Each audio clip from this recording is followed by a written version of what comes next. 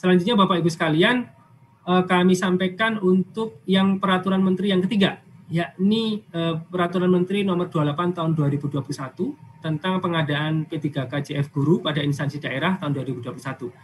Namun demikian, ini mungkin bagi Bapak Ibu yang di kementerian lembaga di pusat tidak relevan ya, karena ini hanya khusus untuk instansi daerah.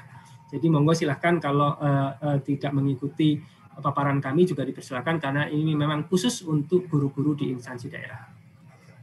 Sebelum kami lanjut, kami mohon izin minum dulu, Mbak.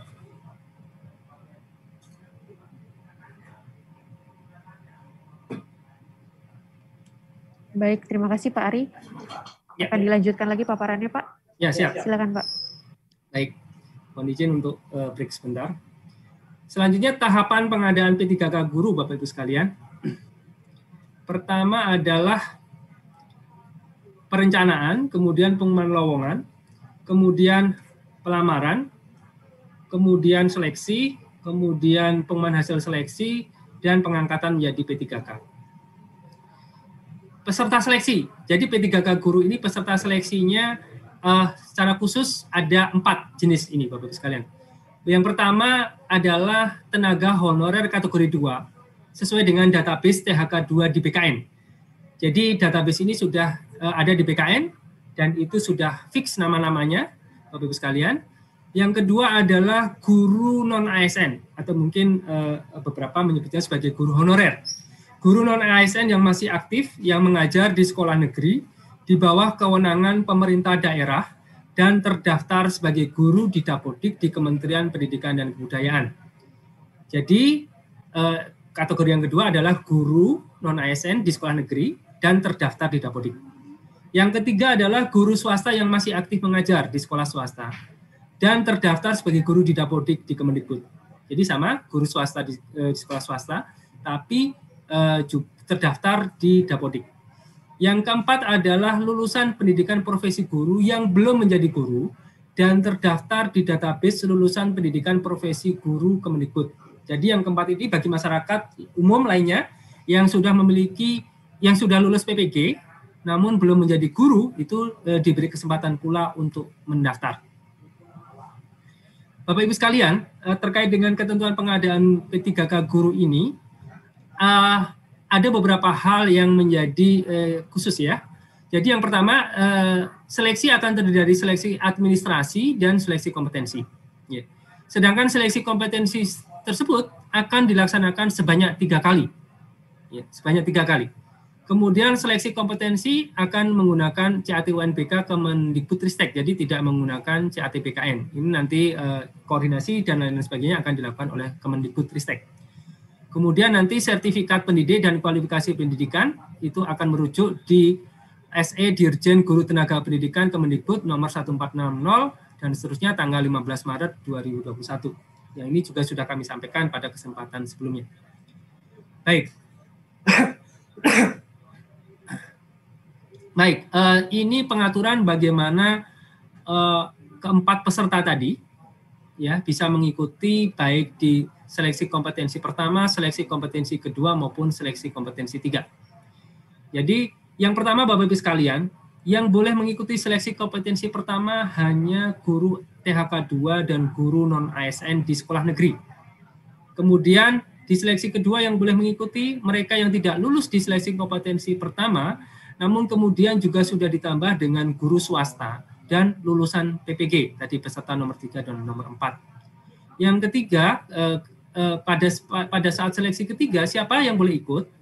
Itu adalah guru yang tidak lulus di seleksi kompetensi kedua. Namun demikian Bapak Ibu sekalian, ini penjelasannya masih sedikit kurang.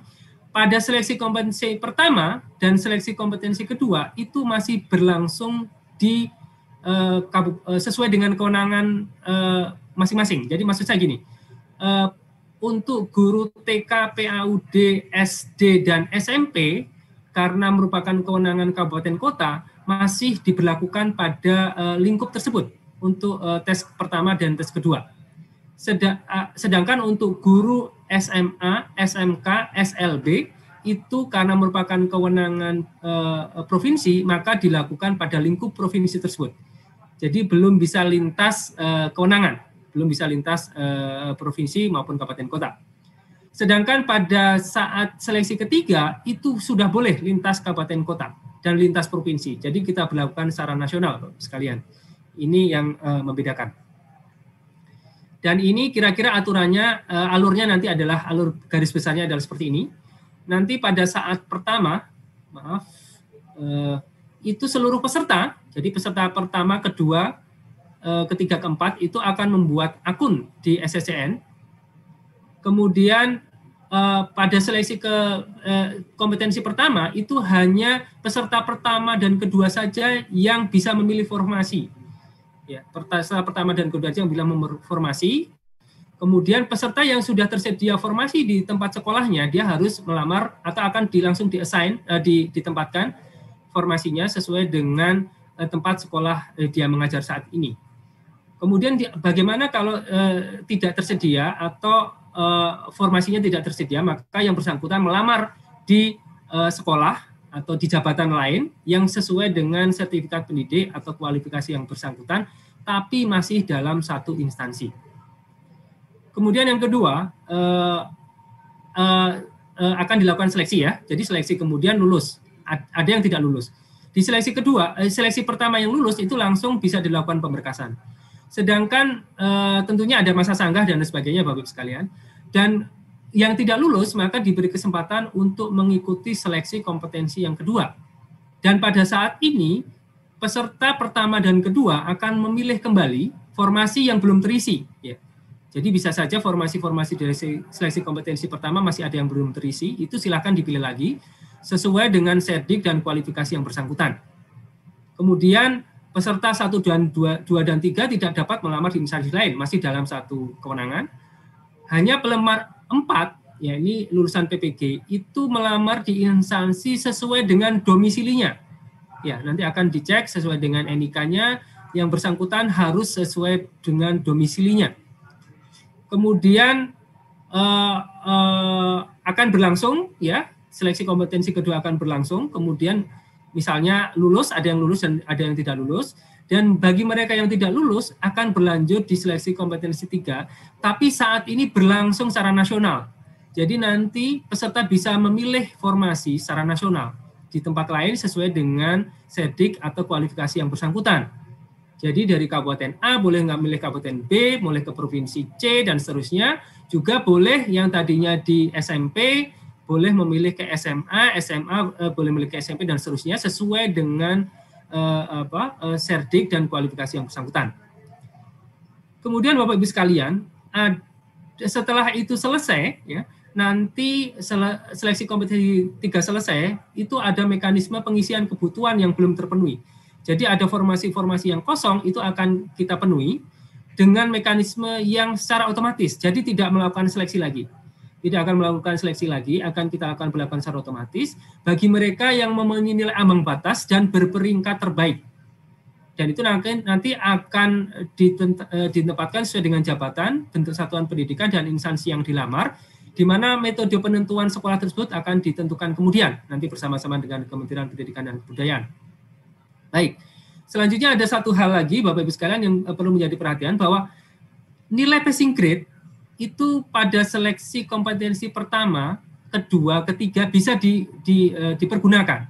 Jadi seandainya seseorang melamar pada jabatan taruhlah guru PPKN SMP gitu ya, guru PPKN SMP pada seleksi kompetensi pertama, dia lulus passing grade tapi kemudian dia tidak lolos formasi karena kalah saingan, dan kemudian dia harus masuk ke seleksi kompetensi kedua, maka pada saat seleksi kompetensi kedua, passing grade yang bersangkutan masih bisa dipergunakan. Dan dia juga masih tetap bisa mengikuti seleksi di kompetensi kedua tersebut. Dan kemudian kalau yang bersangkutan juga lulus passing grade, maka dia diberi kesempatan untuk memilih yang terbaik mana passing grade-nya di antara seleksi kompetensi pertama ataupun seleksi kompetensi kedua. Begitu juga pada waktu seleksi kompetensi ketiga. Maka nilai yang lulus passing grade kompetensi pertama, kedua masih akan diperhitungkan dengan catatan Bapak Ibu sekalian, dengan catatan jabatan dan bentuk satuan pendidikannya sama. Jadi kalau tadi melamar pada guru PPKN SMP, di pertama, kedua, dan ketiga juga melamarnya pada jabatan yang sama. Tapi kalau kemudian yang ketiga, misalnya ya, yang ketiga dia melamar pada guru PPKN SMA, maka kemudian passing grade yang pertama dan kedua menjadi tidak bisa diperhitungkan. Itu aturannya. Kemudian ini adalah contoh kasusnya pada seleksi kompetensi pertama, pelamar yang memiliki sertifikasi sejarah melamar guru IPS pada SMP dan lulus nilai ambang batas namun tidak lulus seleksi. Pelamar tersebut melamar kembali pada seleksi kompetensi kedua, memilih guru kelas pada sekolah dasar.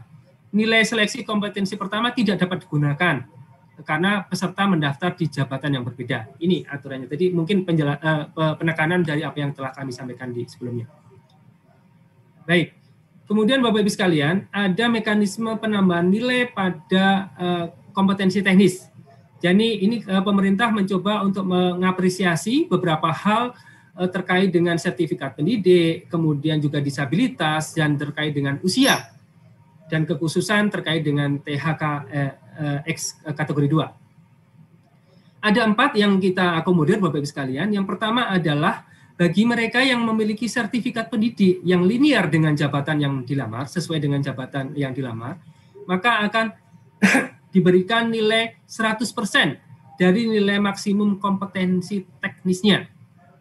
Jadi berlaku untuk semua peserta yang memiliki sertifikat pendidik yang linear dengan jabatan yang dilamar. Jadi akan mendapatkan nilai 100% untuk yang memiliki sertifikat pendidik yang linear. Kemudian apabila yang kedua, tambahan nilai apabila yang bersangkutan berusia di atas 35 tahun. Ini berlaku untuk peserta di atas 35 tahun dan berstatus aktif sebagai guru selama 3 tahun terakhir berdasarkan data Dapodik. Jadi berusia 35 tahun dan statusnya aktif sebagai guru 3 tahun terakhir. Itu juga akan mendapatkan penambahan nilai 15%. Kemudian yang ketiga adalah penyandang disabilitas, ya. Itu karena kita tidak menyediakan formasi khusus untuk disabilitas di sekolah-sekolah tertentu, maka penyandang disabilitas pada prinsipnya dapat melamar pada seluruh jabatan. Hanya ada beberapa jabatan yang tidak dilamar, itu ada di Permenpannya juga, oleh beberapa jenis disabilitas tertentu. Dan kemudian setelah dilakukan verifikasi, maka kemudian yang bersangkutan berhak mendapatkan nilai 10% dari nilai maksimum kompetensi teknis. Kemudian penambahan nilai yang keempat adalah THK 2. Yakni peserta terdaftar di database THK 2 PKN dan berstatus aktif sebagai guru selama 3 tahun terakhir. Jadi bagi THK 2 yang aktif sebagai guru 3 tahun terakhir sebagai Dapodik, itu juga akan mendapatkan nilai tambahan sebesar 10%. Dan penambahan nilai ini berlaku akumulatif Bapak Ibu sekalian. Jadi seseorang yang berusia di atas 35 tahun dan kebetulan yang bersangkutan merupakan penyandang disabilitas, maka akan mendapatkan penambahan nilai 15% plus 10%, yakni 20%. Dan kalau kebetulan yang bersangkutan adalah THK 2, maka mendapatkan nilai tambahan lagi 10%. Kemudian hanya saja nilai totalnya tidak boleh melebihi dari nilai maksimal kompetensi teknis.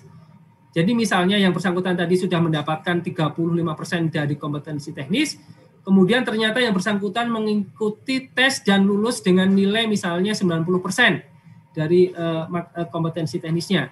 Maka bukan 90 plus 35 atau 125 nilai yang bersangkutan, tapi menjadi 100 karena maksimum nilai kompetensi teknis adalah 100. Itu yang kami lakukan. Baik. Saya kira ini contoh kasusnya sudah kami jelaskan tadi di depan. Kemudian ketentuan nilai kelulusan. Tadi pelamar yang dinyatakan lulus jika memperoleh memenuhi nilai ambang batas dan berperingkat terbaik, tadi sudah kami sampaikan.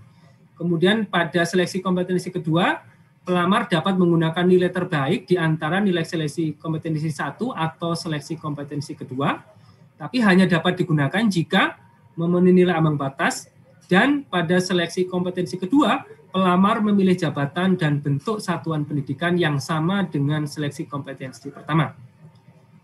Kemudian nilai seleksi kompetensi kedua hanya dapat digunakan jika memenuhi nilai ambang batas. Begitu juga pada saat tes ketiga tadi, nilai ambang batas pertama, kedua, dan ketiga dapat dipergunakan dengan ketentuan yang mirip dengan sebelumnya. Kemudian yang selanjutnya adalah ketentuan kelulusan jika pelamar memiliki nilai akhir yang sama. Ya. Jadi ini juga berlaku untuk yang P3K tadi, yang jabatan fungsional yang lainnya selain guru, bahwa yang pertama akan dilakukan, ya apabila nilainya sama, akan dilakukan penentuan berdasarkan nilai kompetensi teknis yang lebih tinggi dulu. Jika terjadi kesamaan nilai kompetensi teknis yang lebih tinggi yang akan diluluskan.